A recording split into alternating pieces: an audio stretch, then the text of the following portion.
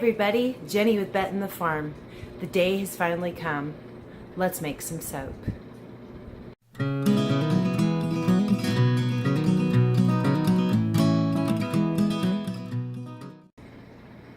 For a long time I've been asked to show how I make my soap. So today we're going to get busy and we're going to get some soap made. I'm going to make my Simply Sage soap. It's one of my newest ones that I absolutely love. It's wonderful for your skin. It's great for breakouts, and it's one of my new favorites. And okay, what we're going to need is, we're doing hot process, so we need a crock pot, containers or bowls, lye, 100% lye, olive oil. I use 100% pure olive oil that I get at Sam's Club. We need some coconut oil. I prefer this organic virgin coconut oil that's been cold pressed and unrefined. It makes such a nice white bar. We're going to need a mold.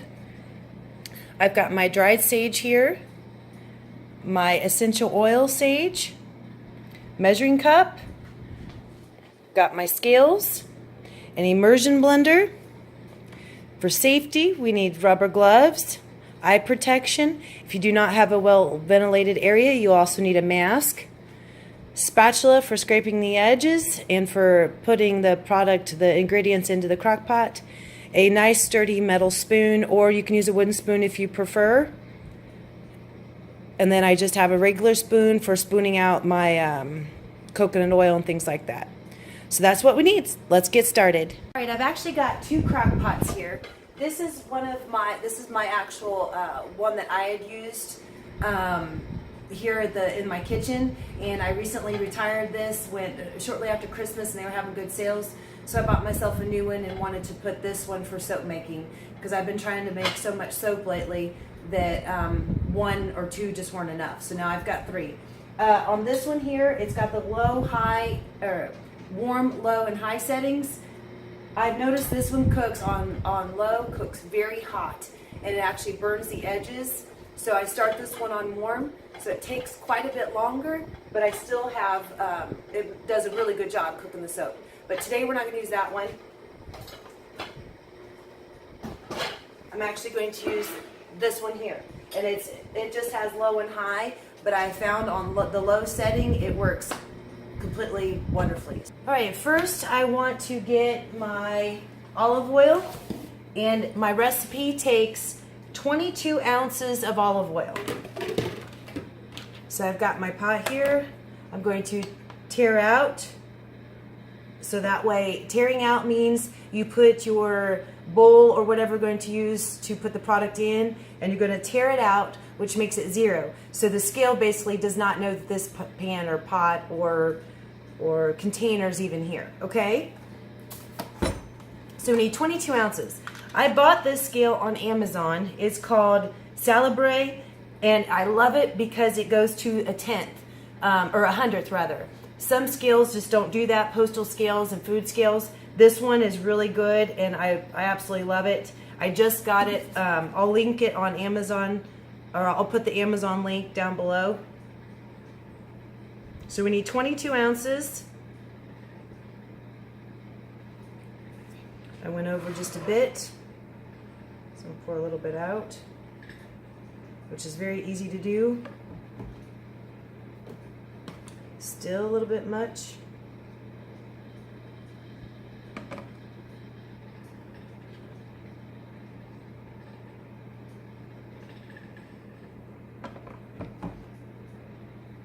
Now I'm a little under. It's a little bit, it's really important to try to get your measurements as dead on as you can. All right. Okay, now I've got 22 ounces of olive oil. I'm going to move you over here just a second. And all I'm going to do is put it in my crock pot. I use a spatula to try to scrape it all out, because like I said, you need every bit because you've got a certain formula. To make soap, first of all, you've got to have lye. If you ever see anybody that says they've got lye-free soap, they're lying. Because there is no such a thing. The lye is what actually makes the soap, but you're going to be cooking it out. You have to have a fat, and you've got to have lye.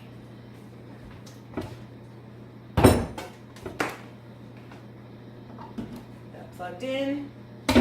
All right, so now I've got my olive oil in here. Get rid of this. Okay, next we're going to do, and I'll just scoot this over a little bit. Next I'm going to do coconut oil, and I use 8 ounces of coconut oil. I want to make sure my scales are tarred out. Tarred, however you want to say it, you zero it out. So you need 8 ounces of coconut oil. So now so a lot of the questions I get is, what's the difference between hot process and cold process?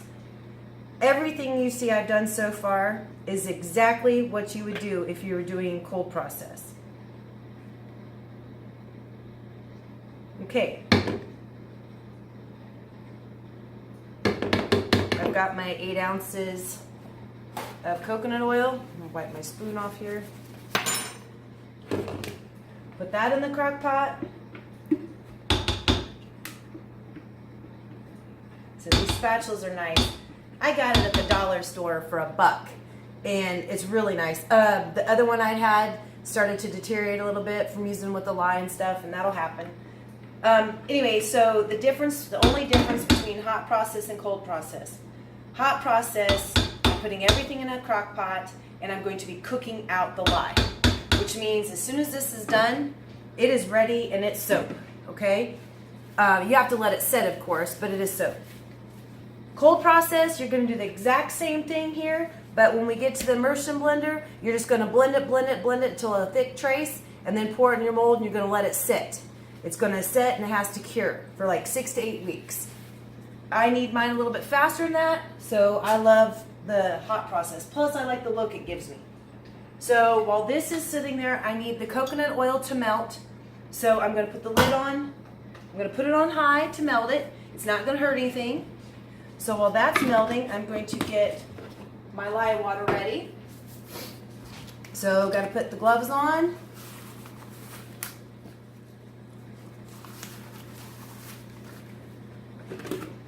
Something important about the lye. It's got to say 100% lye. If it says drain cleaner with lye, that's not good enough. It's got to be 100% lye. You don't want all these extra chemicals and stuff in your soap. Okay, I'm going to tear out my scales. And for water, I need 10.56 ounces of water. Now, if you live in town, use distilled water. If you have if you live out in the country and have well water, if it's hard water, don't use that. Use distilled water. We have fresh mountain spring water. The water here is wonderful. I've never had any issues with it setting up or lathering or anything like that, so that's what I prefer to use. So we need 10.56 ounces.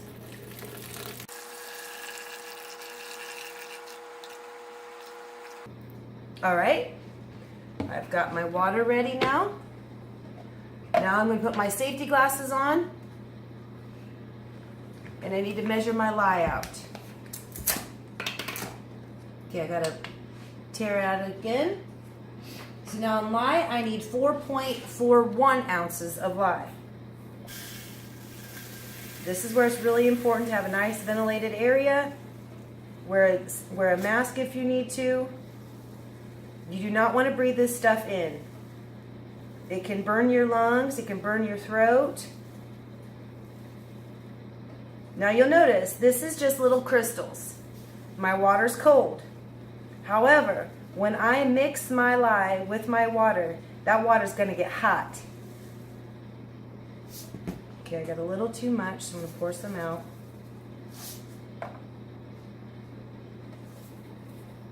I need 4.41 ounces. And another thing is, it's so sensitive. You always, oh, right there we go. Okay. You always want to put your lye into your water, never your water into your lye. It can combust up, it can really just not be a very pleasant thing. Okay, so now I've got my spoon ready. I've got my fan on high. I'm sure you can probably hear it.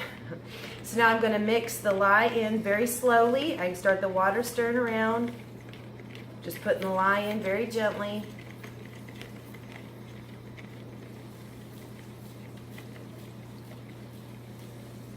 Just keep stirring it. It will dissolve if it doesn't already. And it's funny because I'll show you, the water's going to look kind of milky. I want every bit of lye that's down in there. Okay. I don't know if you can see that down in there. It's kind of milky looking. Can you see the steam coming off? I'm not sure if you can, yeah, see the steam? That's because this is now very hot. That's another reason why I like hot process. If you were doing cold process, you have to have the temperature of your lye water and your oils at the same temperature. If not, you'll scorch it. Since I'm doing hot process, this can be hot because this is going to be hot. So it's just a preference. You know, it's how you want it to look, what you're wanting to do with it, you know, how fast you need it. It's just a preference. So I have done both, and I prefer hot process over cold process. For one, because a lot of people that have seen my soaps, you know I like the rough edges across the top, and I get a really nice look with the hot process. So okay, so now I've got this set aside here. We're just gonna let that sit and cool off. I've got my oil, my coconut oil and my olive oil in the crock pot heating up. I'm just waiting for my coconut oil to melt. Once it melts, I can mix my lye water into here. So I'll be back in just a little bit when this is done. All right, well, as you can see, our coconut oil has melted. So now we are ready to combine the lye water with our oils. So I'm gonna put my gloves back on, get my fan back on high, got my safety glasses. Okay, and we're gonna use an immersion blender. Make it a little loud, and I apologize for that. You kind of want to get it down in there a couple times, get any bubbles out. I always start on low first. Okay, I get it going, and then gradually put in my lye water.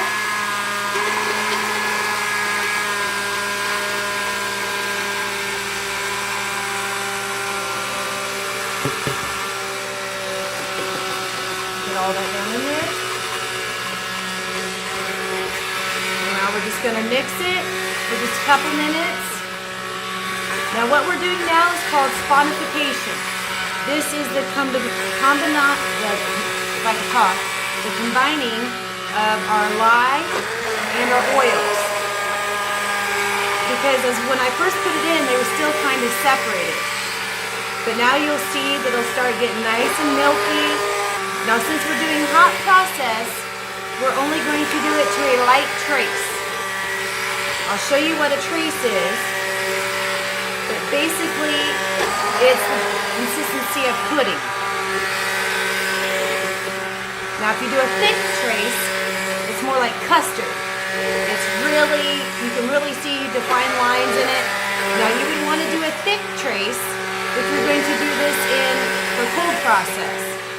So now in cold process, if you remember what I said earlier, the exact same thing, but instead of putting in a crock pot to cook it, we would be doing this in a large stock pot or a large pan of some sort. But since we're doing hot process, I'm doing it directly in my crock pot. I'm going to stir it until it's a light trace. Starting to get a little thicker. It's nice and creamy looking. You see how runny that still is? So now I'm going to go on high for a little bit. I want to make sure I get any air bubbles out so nothing spits up at me.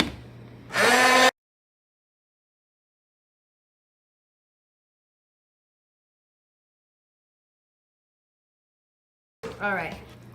We got a nice light trace. So I'm going to try to see if I can get you zoomed in a little bit. All right. So now, can you see how you can see the grooves when I rub through this? You can see the lines raised up right in there. That's called a light trace. So now that we have it as a light trace, I'm going to scrape off any excess into the pot. Okay, one very important thing.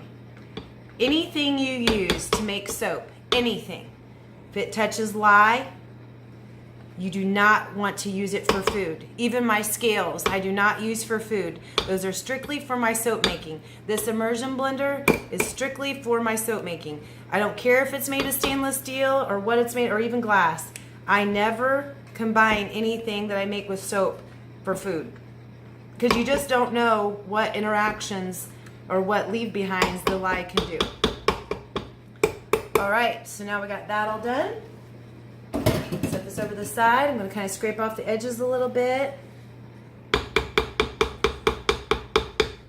Okay, now I'm going to put the lid back on, and we're going to cook it until it's got a butt crack. And I know it sounds kind of funny, but what this is going to do is it's going to heat up, and it's going to fold inside, and we're going to have a nice crack in the center. There's going to be a little bit of oil, but that's okay. It combines when I mix it by hand.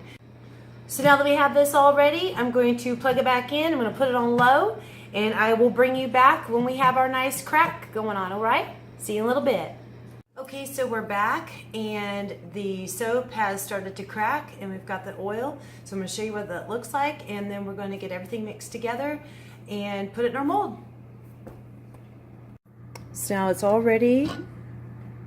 See how we got a nice crack in there? That's exactly what we want. And there's hardly any oils left in the center, so this should mix up nice and smooth. All right, for this recipe, I need a quarter of a cup of my dried sage. So I'm gonna go ahead and get that now. Sprinkle that over top.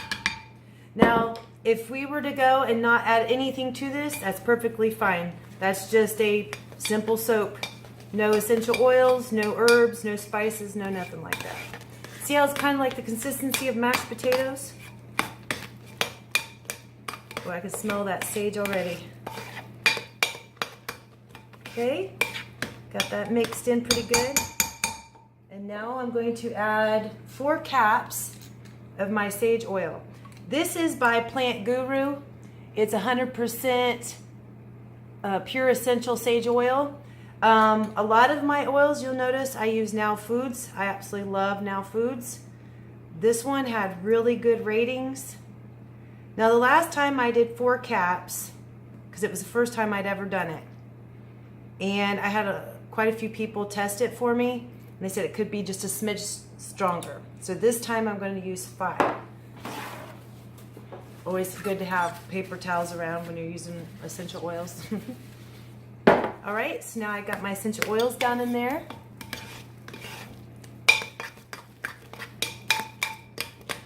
I like this spoon with the slots in it because I can kind of get the herbs and the oil to go mixing through a lot better. That's just my own preference.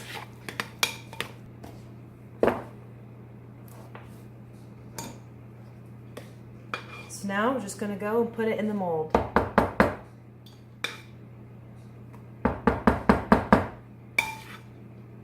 Nice thing about making soap, it kind of cleans up after itself. Okay, so now I'm going to give it a good stomp it down to try to get any air pockets out and get it to the edges. I personally love these silicone molds. They have the wood tray. They're so easy to get the soap out of, and they're easy to clean. One thing I have noticed is sometimes when it starts to cool, it shrinks a little bit and the insides kind of start to go in. So what I do is I check it about every couple hours after I first pour it, and then once it starts to cool down, it won't move anymore. So you may want to look at that. But these are really good molds, and they're only like $13. I'll put a link to these as well down the bottom. I got these from Amazon.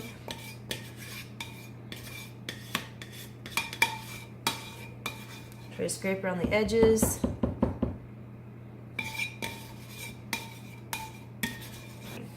So I'm going to give it a good stamp again, or stomp again. And then I'm going to move out my edges here. Take my slotted spoon, get it to the edges.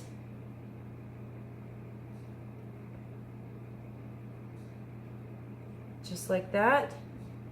Leave my rough edges, or my rough top like I like. You can go in, you could take a knife and you could smooth this down. You could go and add little dollops if you want. You know, I could go and make it real rough like this. You know, it's up to you. It's whatever you want. It's your creation. I look at it as it's handmade, and it's all natural, and I absolutely love it, and it lathers so nicely, which I'll show you that here in just a minute. Give one good stamp again, and here we go. There's our sage soap. Simple as that. Okay, this is some of my peppermint soap that I've already made, and I wanted to show you the lather it does. So this is basically exactly what we just made, only with peppermint essential oils added. Look how nice that soap lathers up. And you can put it on your loofahs if you're going to take for your showers. You can use it anywhere. It's a real nice, good lathering soap. And it makes your skin feel so soft when you're done using it. We use it in the shower, in the bathroom, in the kitchen. I don't have any store-bought soaps anymore. So that is my soap making video. I hope you enjoyed it. I hope you learned something from it. I hope that maybe now you'll give it a try and know that it's not scary. Just take your time, use the safety precautions that I've given you. Also do your own research. There's, I'm sure, a lot out there that I don't even know about, but this is what has worked for me. So I hope you like this video. If you've not subscribed, please do so. Give us a thumbs up if you like what you've seen. Find us on Facebook and Instagram under Betten the Farm. If you'd like to purchase any of my soaps, you can go to www.simply-enough.com or visit me on Facebook or Instagram through Simply Enough as well. So I hope that you all have a great day. Thanks. Bye.